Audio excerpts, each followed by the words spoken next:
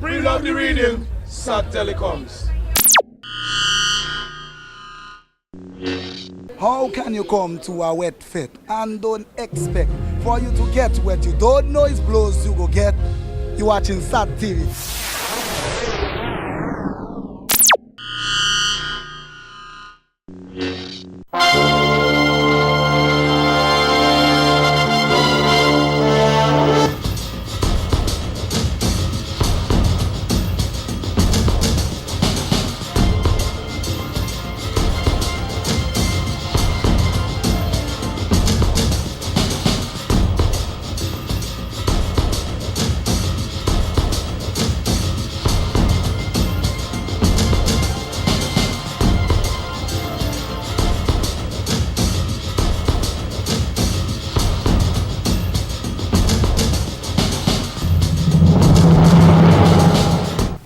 Welcome to SAT TV News. I am Larry Larock, your presenter.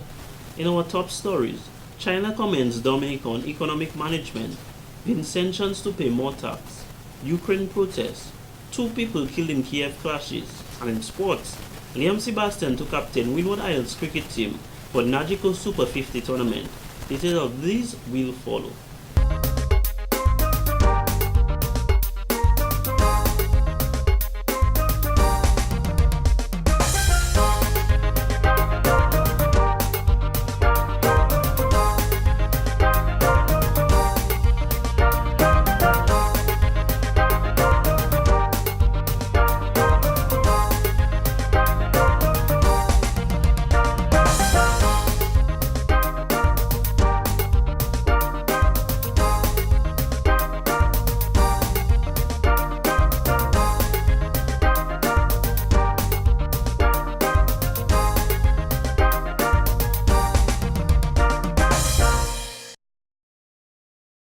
Welcome back.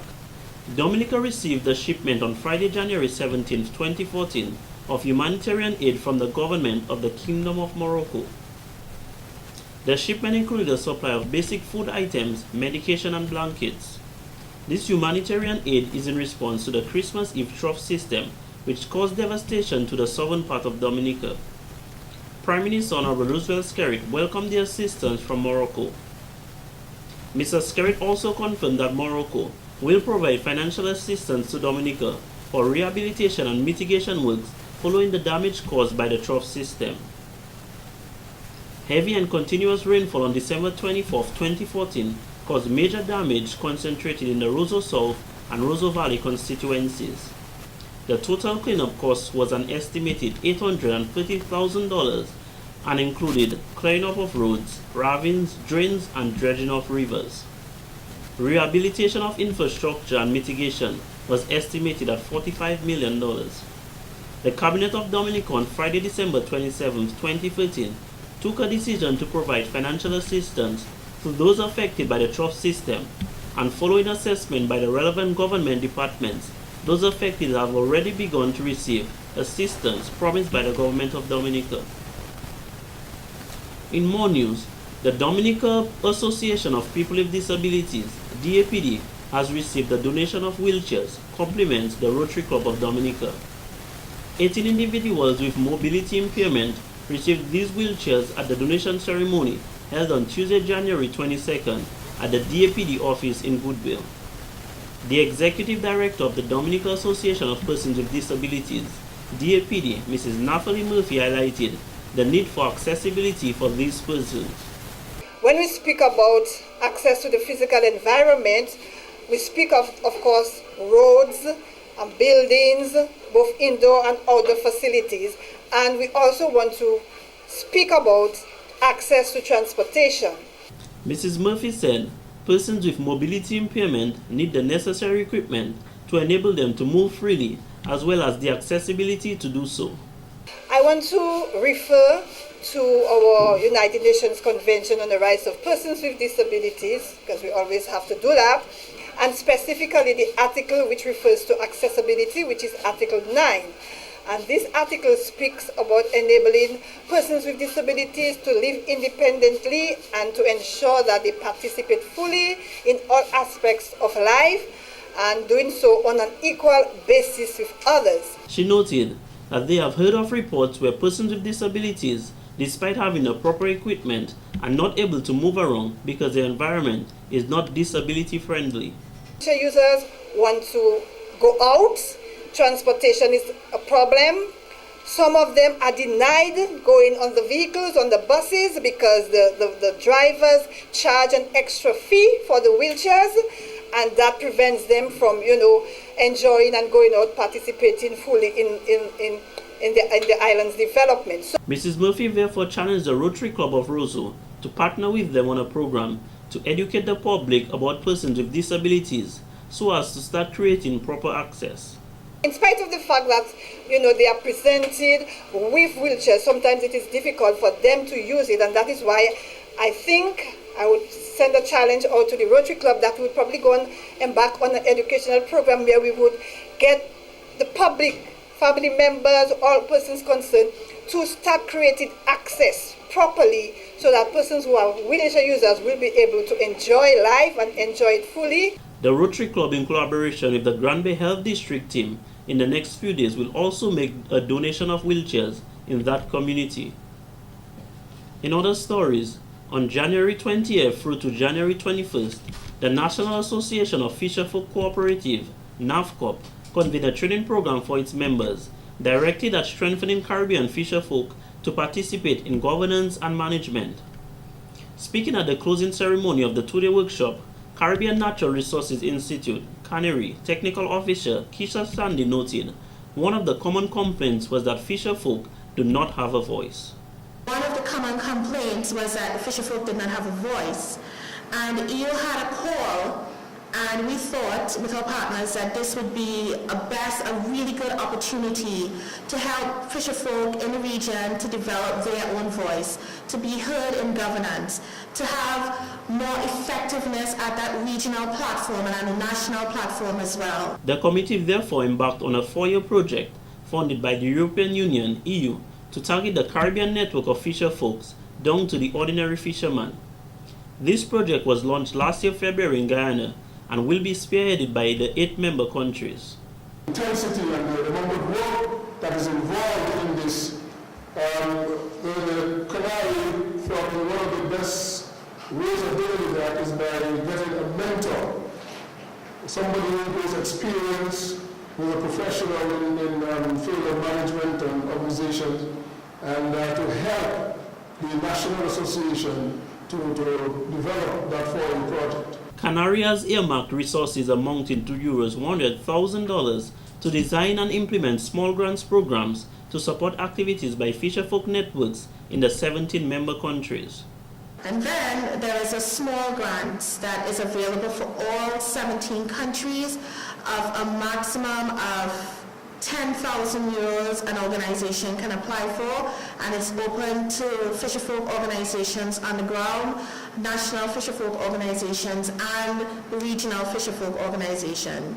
Mr. Bernard Sebastian, business consultant, says the small grants program can be used on new cooperatives to bring them to a level of self-sustainability. We would also hope that some of the new cooperatives that are not currently members of NAFCOP will come on board, and we're expecting that some of these resources under the small grants facility can also be used to build the capacity of those cooperatives that are not currently members of NAFCOP. In more news, His Excellency Li Jiangning, Chinese ambassador to Dominica, has commended the government of Dominica on its sound economic management. Ambassador Lee's comments came when he paid a courtesy call to Honorable Roosevelt Skerrit, Prime Minister and Minister for Foreign Affairs, on Tuesday, January 21, 2014. Ambassador Lee said the relations between Dominica and the People's Republic of China will continue to flourish under his tenure. Our relationship is a very good one.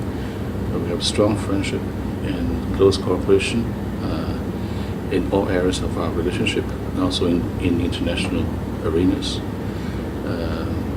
I believe this relationship will continue, and during my tenure here, I will do my best to move this relationship forward to a higher level. during the past few years that we recognize that your Honorable and your government have implemented policies to develop the economy, improve the livelihood of the people, and resisted the negative impact of the international financial crisis, and have led the economy onto a track of recovery. We applaud these achievements. Prime Minister Skerrit welcomed Ambassador Lee to Dominica and pledged Dominica's continued recognition of the One China policy. Prime Minister Skerrit expressed satisfaction with the relationship between the PRC and Dominica over the past 10 years. We'll celebrate our 10th anniversary in March of 2014. So, and of course, you recognize that the relationship between Dominica and China has grown very rapidly and very quickly. And we have entered into numerous technical cooperation agreements.